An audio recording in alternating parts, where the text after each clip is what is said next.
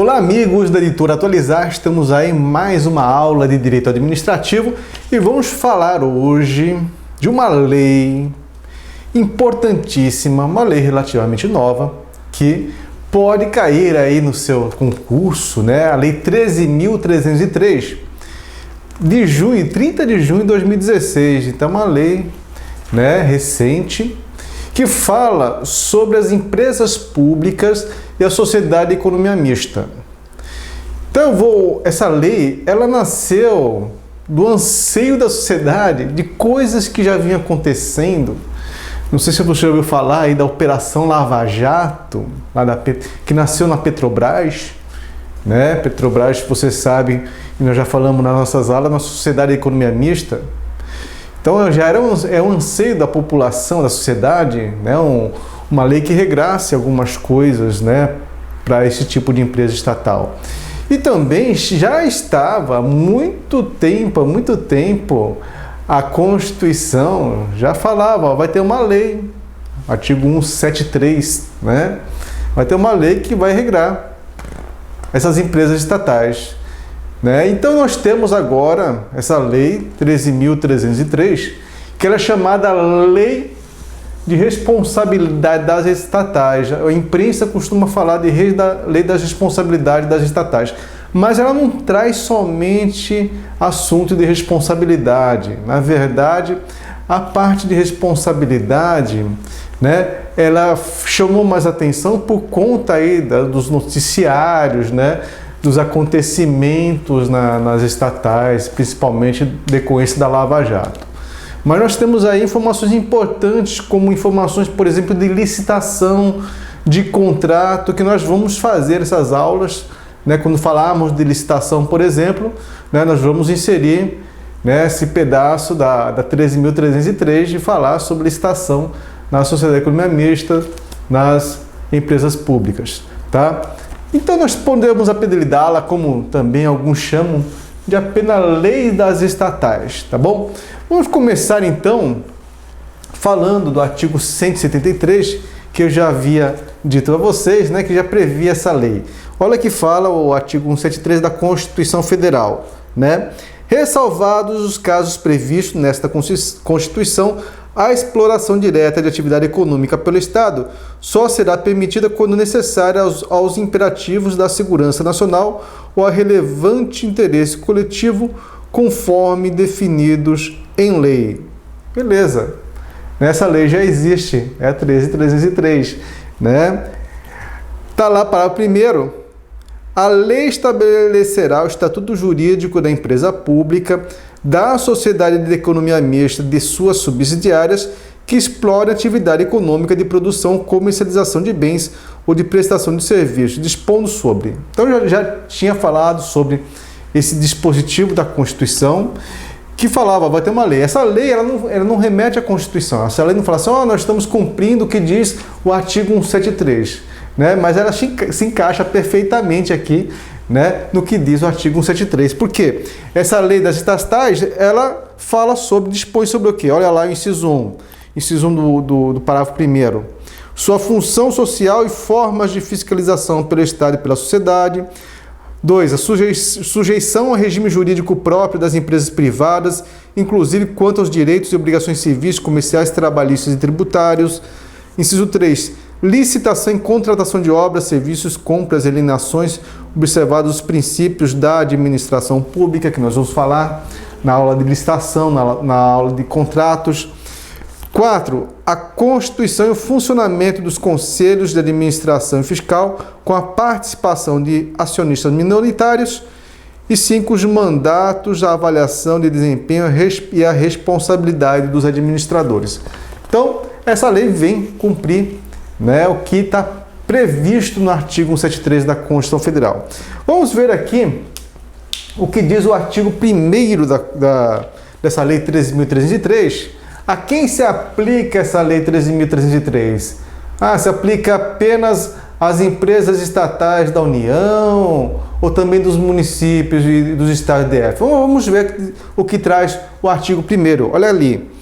Esta lei dispõe sobre o estatuto jurídico da empresa pública, da sociedade de economia mista e de suas subsidiárias, abrangendo toda e qualquer empresa pública e sociedade de economia mista da União, dos Estados, do Distrito Federal e dos municípios que explore atividade econômica de produção, comercialização de bens ou de prestação de serviços, ainda que a atividade econômica esteja sujeita ao regime de monopólio da União, ou seja, de prestação de serviços públicos. Então, beleza, né? Você tem aqui uma legislação que se aplica a todas as empresas estatais, empresa pública, sociedade de economia mista, seja ela da União, seja ela do Estado, do município ou do DF. Legal. E você vai ver que muito do que está na lei é em decorrência da própria jurisprudência da doutrina, né? Foi transformado na Lei 13.303. Algumas coisas novas, principalmente licitação, né? Também a gente vai estudar, tá? Mas olha aqui o conceito de empresa e de sociedade de economia mista não difere do que nós já falamos com vocês. Olha lá, né? Mas vamos ler aqui o artigo 3º dessa lei, que diz: empresa pública é a entidade dotada de personalidade jurídica de direito privado. Beleza, isso você já sabe, né? Tranquilo. Com criação autorizada por lei. Legal, tá na Constituição, né? Já falamos bastante sobre isso, né? Criação autorizada por lei e com patrimônio próprio. Sim, é uma pessoa jurídica, tem patrimônio próprio, cujo capital social é integralmente detido pela União, pelos estados, pelo Distrito Federal e pelos municípios. Também não é novidade nenhuma, né? Pertence exclusivamente, né, com capital público da União, dos estados, dos municípios ou do DF, tá?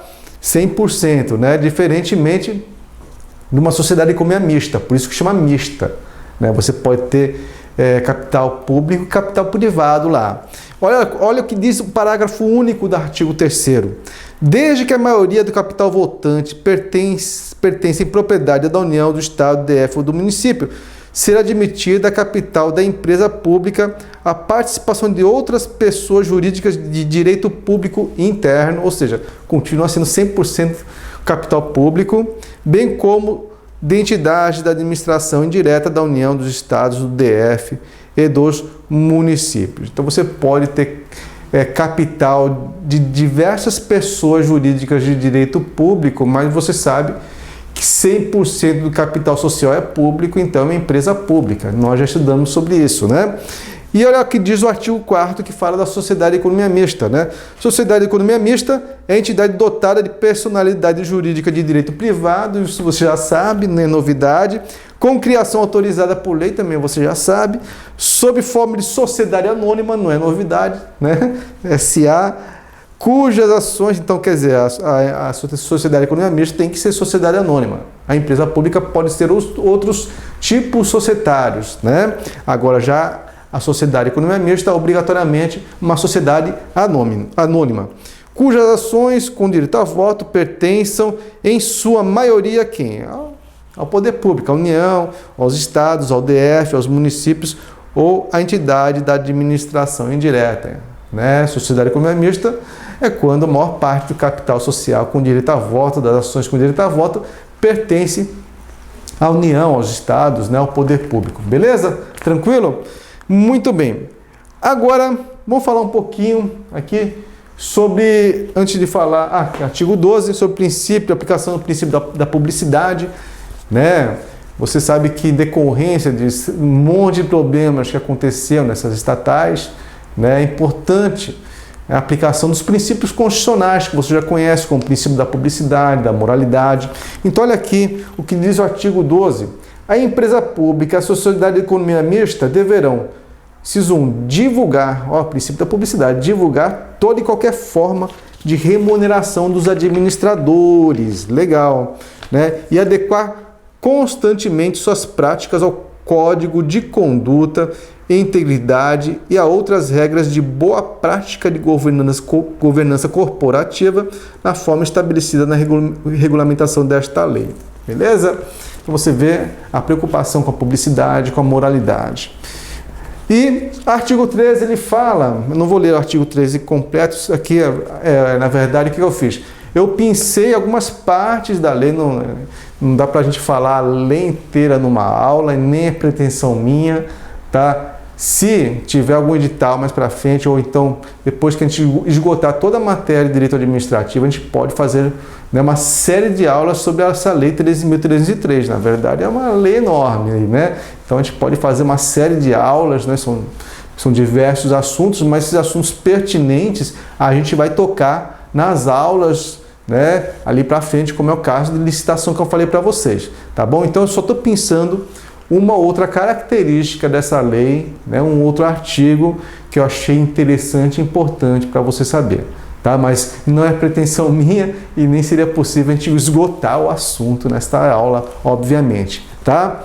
Bom, então o artigo 13, ele fala ali sobre a lei que autoriza a criação, né, que ela tem que ter. Então você já sabe que nessas empresas estatais você tem que ter uma lei autorizando sua criação. Essa lei que autoriza a criação tem que ter alguns quesitos ali. Olha lá, a lei que autorizar a criação da empresa pública e da sociedade de economia mista deverá dispor sobre as diretrizes e restrições a serem consideradas na elaboração do estatuto da companhia. Em especial sobre, então, o que tem que falar? Em especial sobre, inciso 1, constituição e funcionamento do Conselho de Administração, observado o número mínimo de 7 e o número máximo de 11 membros. Então, essas empresas estatais, né, em regra, existe um órgão chamado Conselho de Administração, e nesse Conselho de Administração tem que ter um limite de pessoas, né, senão seria uma festa, né, seria um cabide de emprego. Já na verdade, gente, muitas empresas estatais, elas eram enxergadas até como, desculpa o mau jeito, como cabide de emprego mesmo, né? E pegava ali pessoas de sindicato, de partido político, encaixava o amigo do amigo ali, né? No conselho de administração, recebia uma graninha boa de jeton, né? Jeton é pela participação nas sessões que ele tem no conselho da administração, né? Então ficava assim como se fosse uma moeda de troca, e o conselho de administração toma decisões importantíssimas. Já ouviu falar naquela refinaria da Pasadena, que foi comprada pela Petrobras, supervalorizada? Pois é, foi uma decisão também tomada pelo Conselho de Administração da Petrobras, né? Então você vê qual é a responsabilidade desse conselho, né? E aí, aí você tem uma série de requisitos, né, do que tem que ter essa lei. Eu não vou ler tudo, só coloquei isso para puxar esse assunto do Conselho da Administração, né? Obviamente, gente, a editora Atualizar, ela é apolítica, a gente não fala de política aqui, de religião, de credo, nada disso, né? A gente respeita, obviamente, todas as correntes políticas, religiosas, assim por diante. Mas, assim, eu vou trazer para vocês um texto que eu tirei da imprensa, tá? Do G1, só para ilustrar a aula, né? Porque às vezes um exemplo vale mais do que 1000 palavras, tá? Então só para puxar, para ilustrar a aula, para deixar ela mais interessante, não que a gente queira aqui, né, expor a ferida de alguém, de algum grupo político, nada disso, tá? Então olha lá, tá lá, entre aspas, abre aspas, o Conselho de Administração da Petrobras foi alvo de questionamentos por ter aprovado, na época em que era comandado pela presidente Dilma Rousseff, então ministra da Casa Civil do governo Lula, a compra e aquisição da refinaria de Pasadena, nos Estados Unidos, em 2006. O negócio passou a ser um dos alvos da Operação Lava Jato por suspeita de superfaturamento e evasão de divisas, né? Então é só para ilustrar, né, a importância aí do Conselho de Administração, um exemplo que com certeza ele é público, né? Você já conhece, já passou várias vezes na televisão sobre isso, tá? E, inclusive, eu acho até interessante, se você não conhece, pega lá no Google e coloca lá Lava Jato para você ler, né, o que aconteceu, né? Que foi um dos anseios que fez com que a sociedade se mobilizasse para criasse, regulamentasse, né, as empresas públicas e a sociedade de economia mista, né? No caso, a Petrobras, esse exemplo é uma sociedade de economia mista. Então, quem é que vai hoje compor o conselho de administração? Porque a preocupação é o seguinte, esse conselho de administração colocava lá, né, os padrinhos, os amigos do rei, para compor o conselho de administração, com indicações políticas, meramente políticas e não técnicas. A legislação, ela veio trazer o que, olha, o que nós queremos lá no conselho de administração, o que nós queremos como diretor, que nós, sociedade, queremos, né, são pessoas de conhecimento técnico e não pessoas políticas apenas, né? Colocaram pessoas por indicação política. Precisamos de pessoas com conhecimento técnico, nada melhor do que essas pessoas de conhecimento técnicos para fazer parte do conselho de administração, para fazer parte de uma diretoria, né? Então, olha que interessante o artigo 17. O artigo 17 ele diz bem isso mesmo, né?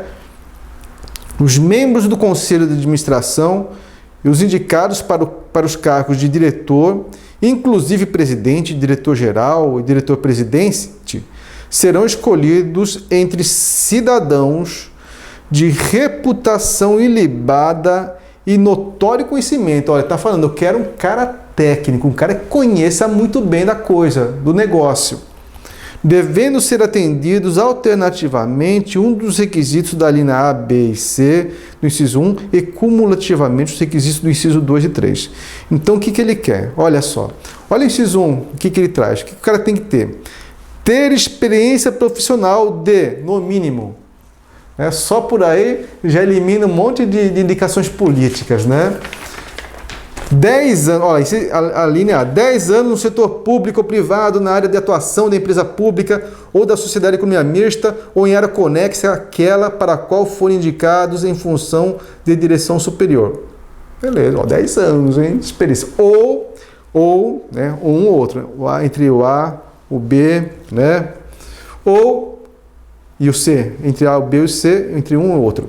Ou 4 anos ocupando pelo menos um dos seguintes cargos. Aí colocam vários cargos, né? Direção e chefia superior, empresa de porte, objeto social semelhante, né? O 2 fala cargo de comissão ou função de confiança equivalente a DS4 ou superior no setor público, cargo de docente ou de pesquisador em áreas de atuação da empresa pública do setor da economia mista. Então você traz aqui esse requisito. Ou então, a linha C, 4 anos de experiência como profissional liberal em atividade direta ou indiretamente vinculada à área de atuação da empresa pública ou sociedade de economia mista. Você vê que você tem um critério tempo aí. Tem 10 anos ou 4 anos, conforme o caso. Ou seja, ele quer um cara com experiência, não é uma pessoa, o cara é amigo do rei, vamos colocar ali no conselho de administração, colocar na diretoria. Que mais? Inciso 2. Além do inciso 1, de tempo, do critério de tempo, inciso 2. Ter formação acadêmica compatível com o cargo para o qual foi indicado. Tem que ter experiência, tem que ter formação acadêmica para ocupar aquele cargo. Né? Imagina, para colocar como presidente da Caixa Econômica, um médico. A formação acadêmica dele é médico, ele não sabe nada de direito financeiro. Aí, tem alguma coisa a ver? Não, médico entende de medicina ou de saúde pública. Tudo bem, você colocar um médico para ocupar uma empresa estatal, né, que diz respeito à saúde, algo que diz respeito à saúde, tudo bem, poderia.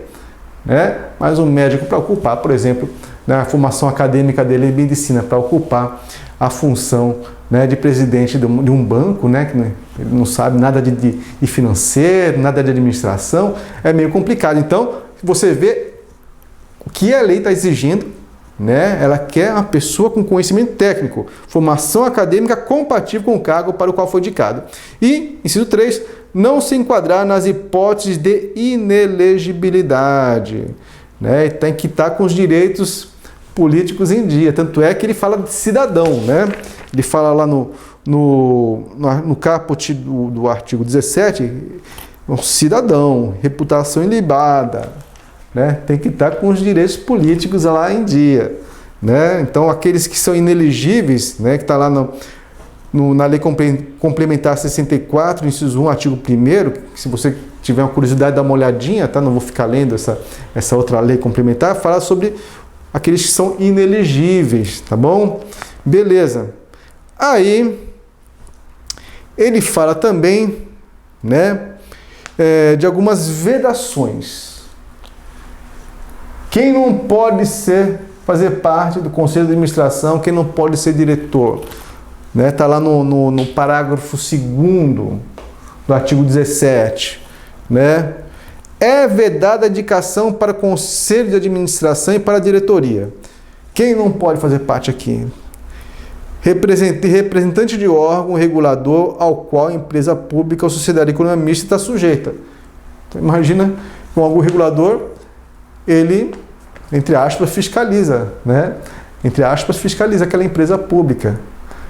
Então, você vai colocar uma pessoa que faz parte, representante do órgão regulador para ser diretor, fica meio estranho isso. O diretor daquela que é fiscalizada, né? Não pode ser o quê? Ministro de Estado. Olha só, que coincidência, né?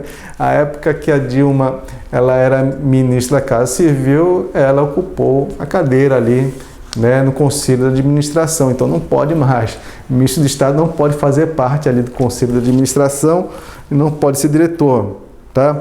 Secretário de Estado, então também, ele faz um paralelo, secretário de Estado, secretário municipal, titular de cargo, sem vínculo permanente com o serviço público, natureza especial, ou de direção e assessoramento superior da administração pública, de dirigente estatutário, de partido político e de titular de mandato de um poder legislativo, de qualquer ente da federação, ainda que licenciados do cargo, titular de mandato no poder legislativo, deputado, senador, não pode, gente, né?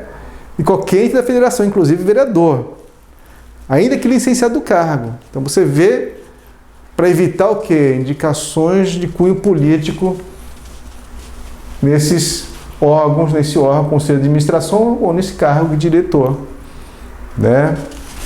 E aí, parou por aí? Olha só, que essa vedação aí que eu acabei de falar, de ministro, de deputado, estende-se também aos parentes consanguíneos ou afins até o 3º grau das pessoas nele mencionadas. Então não pode ser senador, não pode ser ministro, nem os parentes deles até 3º grau. Você vê o cuidado que a legislação teve para evitar a indicação de apadrinhados políticos, né? Que mais? Que não pode ocupar essas cadeiras aqui. Pessoa que atuou nos últimos 36 meses como participante de estrutura decisória de partido político ou de trabalho vinculado à organização, estruturação e realização de campanha eleitoral. Tesoureiro, por exemplo, né? Tá na moda falar de tesoureiro, né? Também não pode, né? Que mais? Pessoa que exerça cargo em organização sindical, sindicalista. Né? Sindicalista para brigar pelos direitos da categoria, não para ficar, né, ocupando cargos ali no Conselho de Administração e Diretoria dessas entidades estatais. Pessoa que tenha firmado contrato ou parceria como fornecedor ou comprador, você vê que tem a relação comercial, né? Demandante ou ofertante de bens ou serviços de qualquer natureza com a pessoa político-administrativa controladora da empresa pública ou da sociedade econômica mista ou com a própria empresa ou sociedade em período inferior a 3 anos antes da data da nomeação. E de pessoa que tenha ou possa ter qualquer forma de conflito de interesse com a pessoa político-administrativa controladora da administração pública ou da sociedade econômica mista ou com a própria empresa ou sociedade. Então, se você vê, né, as vedações para ocupar essas cadeiras aqui, tá? E por último, eu vou falar brevemente da fiscalização, né? Só abrindo parênteses, vamos para a Constituição Federal, artigo 71, ele fala lá, o controle externo a cargo do Congresso Nacional será exercido com o auxílio do Tribunal de Contas da União, ao qual compete, inciso 5, fiscalizar as contas nacionais das empresas supranacionais de cujo capital a União participe de forma direta ou indireta nos termos do Tratado Constitutivo. O que acontecia? Existia uma interpretação, né, da Constituição, dessa parte que eu li para vocês, que as empresas supranacionais, por exemplo, a Itaipu, que pertence ao Brasil e Paraguai, né, elas não podiam ser fiscalizadas, as empresas supranacionais não podiam ser fiscalizadas pelo Tribunal de Contas da União se não estiver ali previsto nos termos do Tratado Constitutivo. E aí, recentemente, o TCU teve o entendimento que não importa se está ou se não está no Tratado Constitutivo, o TCU pode, deve fiscalizar essas empresas sim, né, supranacionais. A lei veio pôr um ponto final nisso, olha, pode sim. O TCU tem que fiscalizar todas essas empresas aqui, supranacionais, né, empresas estatais da União, empresa pública, isso é da economia mista. Não importa se está ou não está no termo constitutivo, né? Então, olha, no Tratado Constitutivo. Então, olha lá o que diz o artigo 85 da nossa Lei 13.303. Os órgãos de controle externo e interno das 3 esferas de governo fiscalizarão as empresas públicas e as sociedades de economia mista a elas relacionadas, inclusive aquelas domiciliadas no exterior, até empresas que estão lá no exterior, quanto à legitimidade, à economicidade e à eficácia da aplicação de seus recursos sob o ponto de vista contábil, financeiro, operacional e patrimonial. Beleza, pôs o ponto final nisso, né? Então o Tribunal de Contas tem sim a competência de fiscalizar todas as empresas estatais, mesmo que estando ali no exterior. Muito bem, pessoal. Então é isso aí, né? A verdade foi só para você ter uma visão panorâmica, né? Nas próximas aulas vamos tratar também, principalmente agora que depois que nós vamos entrar, né, na matéria de licitação, né? Nós vamos entrar também no que diz a 13.303 sobre licitação. Tranquilo, pessoal? Então é isso aí. Se você gostou, dá um joinha, estude a 13.303, né, que é a forte candidata a cair nos próximos concursos públicos, tá? E é isso aí, grande abraço a vocês, até mais, tchau, tchau.